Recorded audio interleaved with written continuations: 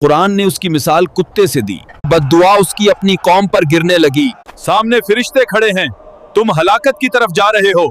تو سونا، زمین، خدام سب تیرے قدموں میں ہوں گے۔ بنی اسرائیل یہ وہ لوگ تھے جو ایک اللہ کو مانتے تھے اور اسی کے سامنے جھکتے تھے۔ ان کی عبادت علم، دعا اور شریعت پر قائم تھی۔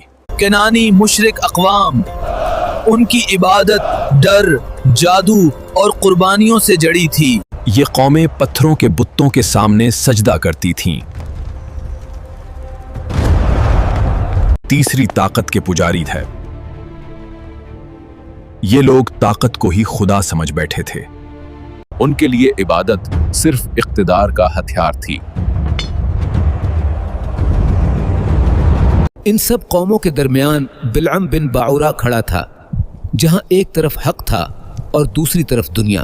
بنی اسرائیل کی بستیوں میں ایک نام ایسا بھی تھا جو مشہور نہیں تھا مگر اللہ کے قریب تھا۔ بلعم بن باعورہ، نہ اس کے گرد ہجوم تھا، نہ شاگرد، نہ کسی مجلس میں اس کا چرچا۔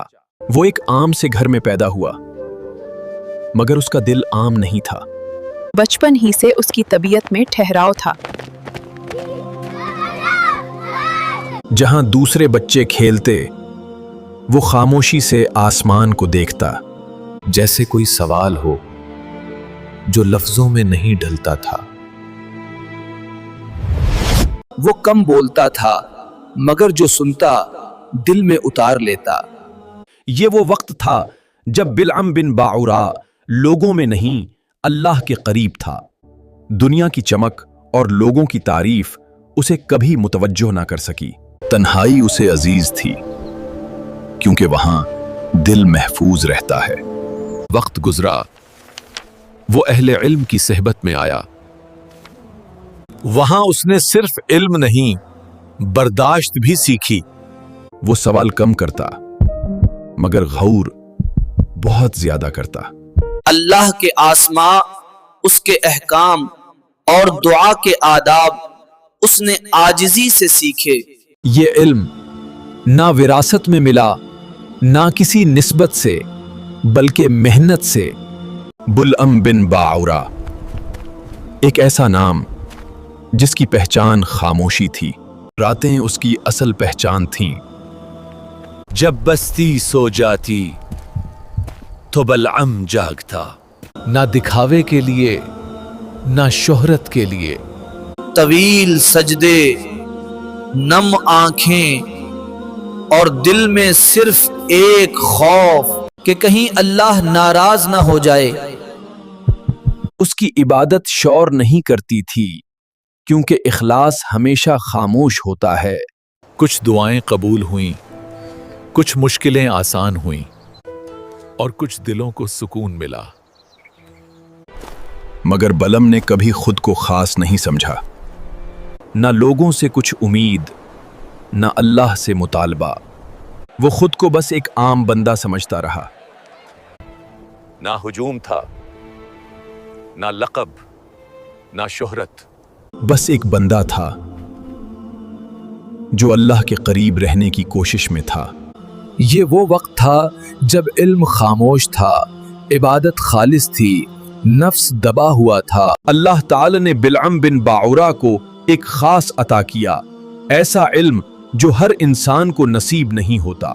اسے کتاب اللہ، حکمت اور اسم اعظم کا علم ملا، تبھی اس کی دعائیں بار بار قبول ہوتی رہیں۔ خشک سالی میں لوگ کہتے، اے بلعم دعا کرو، زمین پیاسی ہے، آسمان خاموش ہے، اللہ سے مانگو ہماری خاطر۔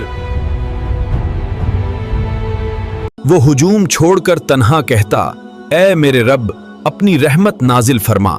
پھر کچھ ہی دیر میں بادل چھا جاتے، بارش برستی تو لوگ پکار اٹھتے، دیکھو یہ شخص اللہ کے قریب ہے، اس کی دعا میں برکت ہے بے شک۔ بیمار لائے جاتے تو وہ کہتا، میں جادو نہیں کرتا، بس اللہ کے سامنے ہاتھ اٹھاتا ہوں اور دعا کرتا۔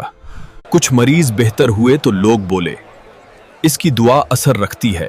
قبائل میں اس کی نیکی پھیل گئی، مگر وہ خبردار کرتا، بد دعا میرا کام نہیں، ये अल्लाह का मामला है, और दिल में खौफ खुदा जिंदा था। वक्त गुजरा तो बलअम के नाम के साथ शोहरत जुड़ गई। लोग इशारों में कहते, यही वो शख्स है जिसकी दुआ तकदीर बदल देती है। अब लोग सिर्फ दुआ नहीं, फैसले मांगने लगे। कोई कहता हमारे हक में दुआ करो, कोई बोलता दुश्मन के खिलाफ कर दो। ये वो लम्हा था जब दिल में पहली बार लर्जिश आई, क्योंकि तारीफ अब इबादत के दरवाजे तक पहुंच चुकी थी। कबाइल के सरदार तोहफे लेकर आए, बोले ये कबूल करो, बस हमारे लिए दुआ कर दो, बाकी सब हम संभाल लेंगे। ये पहली बार था जब दुआ के साथ दुनिया रखी गई और खामोशी से कहा गया इसमें कोई बुराई नहीं। वो खुद से बोला मैं तो हक ही मांगूंगा, मगर नफ्स ने सरगोशी की, एक दुआ से क्या फर्क पड़ेगा। दिल में खौफ खुदा बाकी था, मगर उसके साथ एक नया एहसास भी जागा। लोग अब मुझसे डरते हैं। यहां से इबादत इम्तिहान बन गई और शहरत आजमाइश।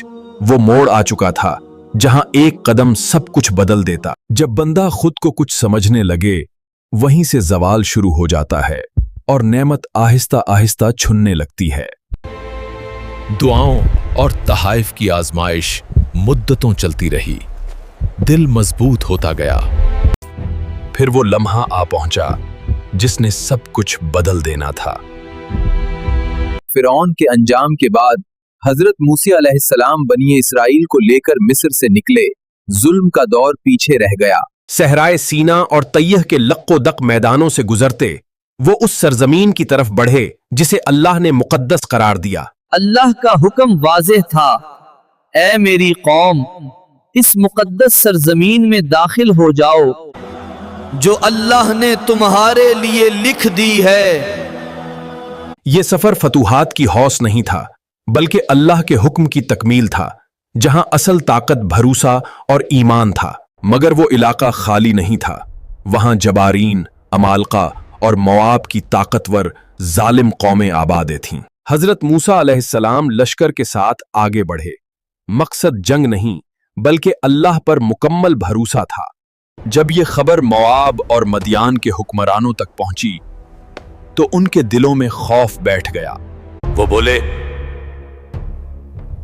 अगर ये कौम दाखिल हो गई तो हमारी हुकूमत खत्म हो जाएगी। हमें तलवार से ज्यादा खतरनाक रास्ता अपनाना चाहिए। तब उन्होंने एक ऐसा नाम लिया जो तलवार से ज्यादा खतरनाक था, बलअम बिन बाउरा, जिसकी दुआ कबूल होती थी। वही बलअम जिसके नाम से लोग कांपते थे और जिसकी दुआ बंद रास्ते खोल देती थी। अब फैसला तलवार नहीं करेगी, अब दुआ को आजमाया जाएगा और हर हरकत अल्लाह की रजा पर मुनहसिर होगी। हर बंदा खामोश।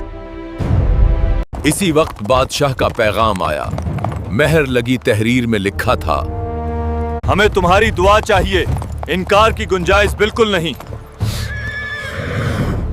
शाही वफ्द तहाइफ और पैगाम लेकर पहुंचा। निगाहों में गरूर था और लहजे में हुक्म, गोया इनकार का कोई रास्ता नहीं। तहरीर में साफ लिखा था, हमारी दुश्मन कौम के खिलाफ बद्दुआ करो और अपनी कबूलियत का सबूत दे दो अभी। बलअम ने सुकून से कहा, मैं अल्लाह के हुक्म के बगैर कुछ नहीं कर सकता। बद्दुआ मेरा इख्तियार नहीं, ये मेरा जवाब है। इनकार सुनते ही लहजा बदल गया, नरमी खत्म हुई और बातों में दबाव, धमकी और ताकत का गरूर झुलकने लगा। उन्होंने कहा, ये सब तुम्हारा है, माल, इज्जत, हिफाजत, बस एक दुआ, सिर्फ एक दुआ हमारे हक में। बिलअम ने कहा, हजरत मूसा के साथ ईमान वालों की जमात है और उनके पीछे फरिश्तों का ऐसा लश्कर है जो नजर नहीं आता। जिसके साथ अल्लाह हो उसे कोई शिकस्त नहीं दे सकता, न तलवार से, न साजिश से, न किसी बादशाह की ताकत से। अगर मैंने उनके खिलाफ बद्दुआ की तो मेरी दुनिया भी बर्बाद होगी और आखिरत में भी मेरे लिए कोई निजात नहीं रहेगी। फिर सरगोशी हुई, इनकार किया तो अंजाम बुरा होगा, बादशाह नाराज हुआ तो कोई तुम्हें नहीं बचा सकेगा। वो अकेला रह गया। जुबान ने इनकार किया था मगर दिल में पहली बार खौफ और लालच आमने सामने खड़े थे। ये पहला इनकार था, मगर आजमाइश खत्म नहीं हुई थी। असल सवाल ये था, दिल कब तक साथ देगा।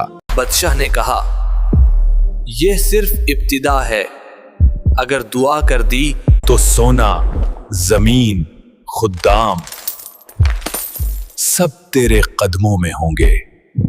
बुलअम ने कहा, मुझे एक रात की मोहलत दो, मैं अपने रब से इस्तिखारा किए बगैर कोई कदम नहीं उठाऊंगा। शाही एलची ने मुस्कुराकर कहा, हम इंतजार करेंगे, मगर ज्यादा देर नहीं।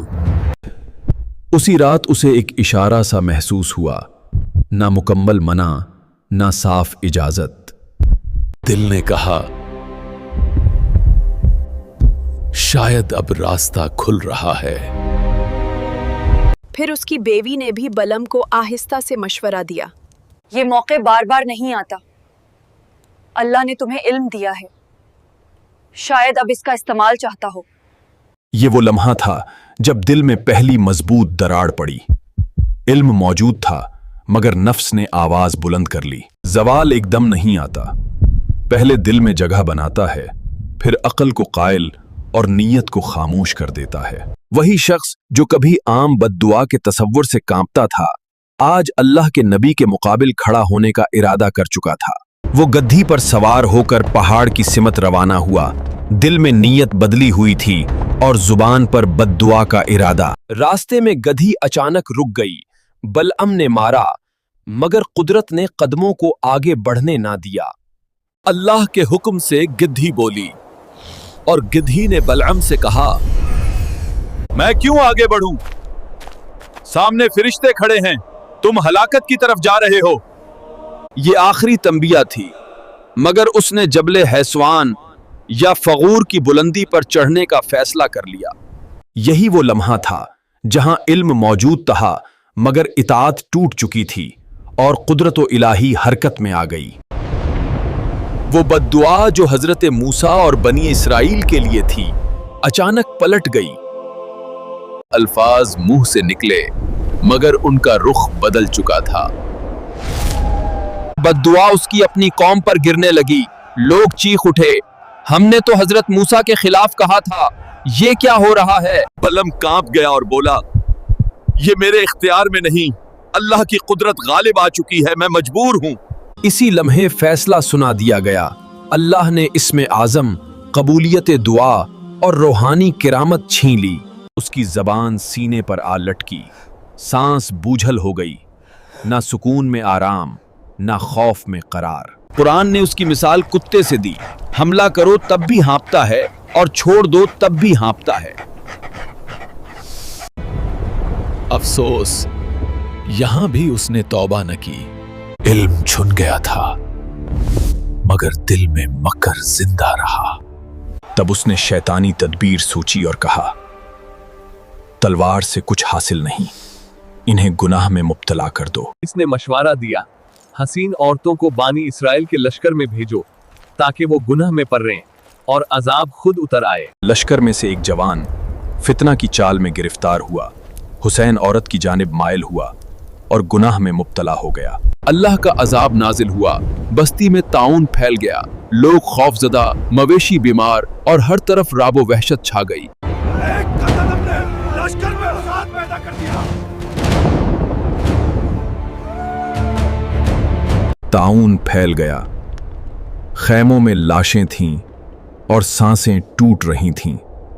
बाज रिवायात के मुताबिक हजारों बल्कि 70,000 तक हलाक हो गए। ये अंजाम था, इल्म था, मगर उताअत ना रही।